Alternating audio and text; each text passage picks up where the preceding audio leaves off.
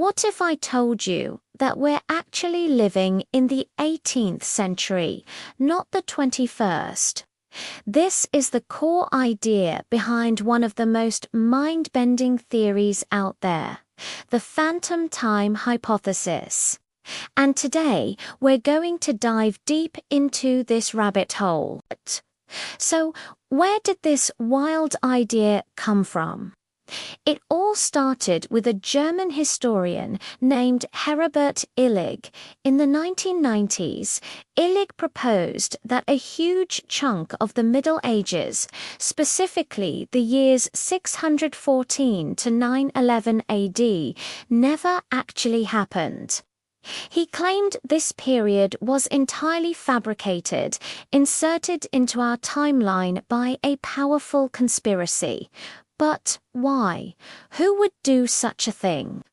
According to Illig, the main culprits were the Holy Roman Emperor Otto III, Pope Sylvester II, and possibly the Byzantine Emperor Constantine VII.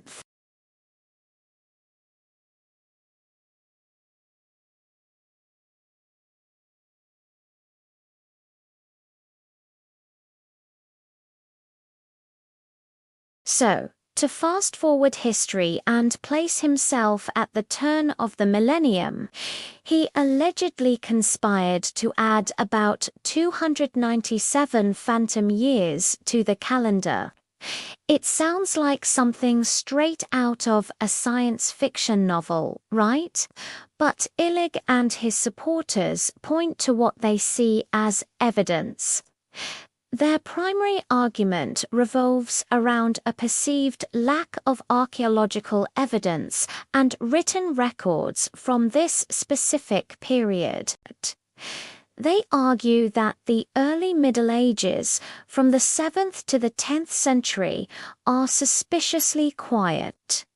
There are fewer artifacts, fewer buildings, and fewer historical texts compared to the periods before and after.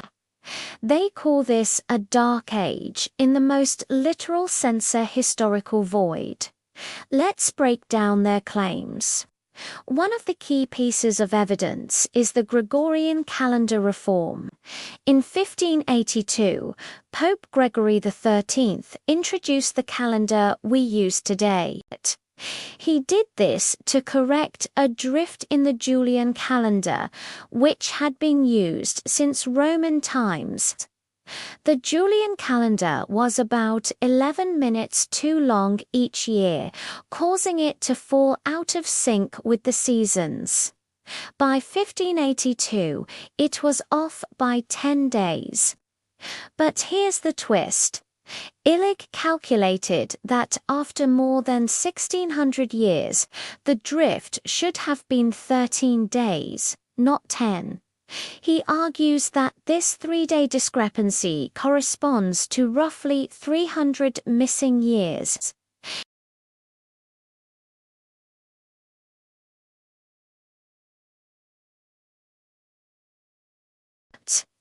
Another pillar of the theory is the architecture. Supporters claim that Romanesque architecture from the 10th century in Western Europe is too similar to late Roman architecture from hundreds of years earlier. They suggest it's more plausible that these styles were separated by only a few decades, not several centuries. They point to buildings like the Palatine Chapel in Aachen, Germany, built around 808. They argue its design is too advanced for its time and seems to have appeared out of nowhere without a clear architectural evolution leading up to it. The theory also questions the existence of major historical figures. Charlemagne, the great Frankish king crowned emperor in 800 AD, is a central target. Illig suggests that Charlemagne might not have been a real historical figure, but rather a legendary character, a sort of King Arthur of the continent, created to fill the historical gap. His reign, his empire, and his achievements, they claim, were all part of the grand fabrication. So, we have missing time, suspicious calendar math, and a legendary emperor who might be a myth. It's a compelling story, and it's easy to see why it captures the imagination. The idea that history itself could be a massive lie is both terrifying and fascinating. It challenges our very understanding of reality. However, before we all start resetting our clocks to the year 1727, let's talk to the historians. What does the mainstream academic community think of all this? To put it mildly, they are not convinced. In fact, the phantom time hypothesis is overwhelmingly rejected by historians and scientists worldwide.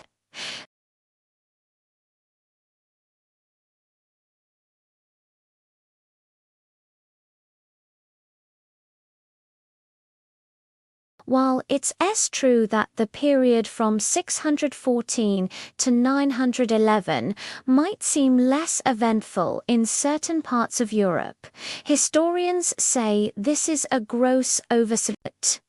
They point out that history isn't uniform. Some periods and places are richer in surviving evidence than others due to factors like war, decay, and preservation. More importantly, there's plenty of evidence from outside of Western Europe during this phantom period. The Byzantine Empire, for example, has a well-documented history throughout these centuries, with continuous records of emperors, wars, and cultural developments. The Islamic world was experiencing its golden age during this exact time. Cities like Baghdad were founded, and we have countless texts on science, mathematics, medicine, and philosophy from scholars like Al-Khwarizmi, the father of algebra. The phantom time hypothesis would require not just a European conspiracy, but a global one, involving cultures that were often at odds with each other. The idea that they would all secretly coordinate to fabricate 3 centuries of history is, for most experts, simply unbelievable. And what about Charlemagne? Historians confirm his existence through numerous contemporary sources, including biographies, letters, legal documents, and chronicles written during and immediately after his lifetime. We have his signature. The idea that he's a myth is dismissed as a complete misreading of the available evidence. Then there's the astronomical evidence. Ancient astronomers Sinis, for example, recorded solar eclipses and the appearances of comets like Halley's Comet. These celestial events are predictable and can be dated with incredible accuracy. These ancient observations line up perfectly with our current timeline, including the phantom years.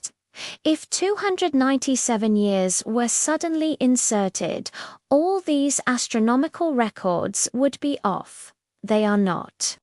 They provide a powerful, independent check on our historical dating, and they show no gap. So, what about the Gregorian calendar discrepancy that Illig pointed out? Historians explain that the calculation isn't as simple as Illig makes it out to be. The exact rules for the Julian calendar and when leap years were observed were imperfectly consistent in the early centuries. The Council of Nicaea in 325 AD, which established the formula for Easter, is the baseline for the Christian calendar, not the very beginning of the Julian calendar.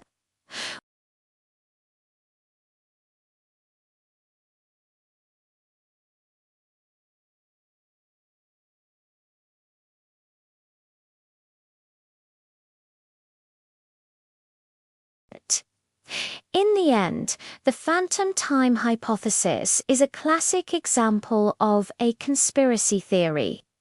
It takes a few anomalies and discrepancies, blows them out of proportion, and weaves them into a grand, complex narrative, all while ignoring the mountains of evidence that contradict it.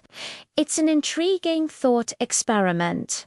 A fascinating what-if scenario that forces us to question how we know what we know about the past. But based on the overwhelming evidence from different fields, history, archaeology, astronomy, and more, the consensus is clear. The years 614 to 911 AD did happen. Charlemagne was real.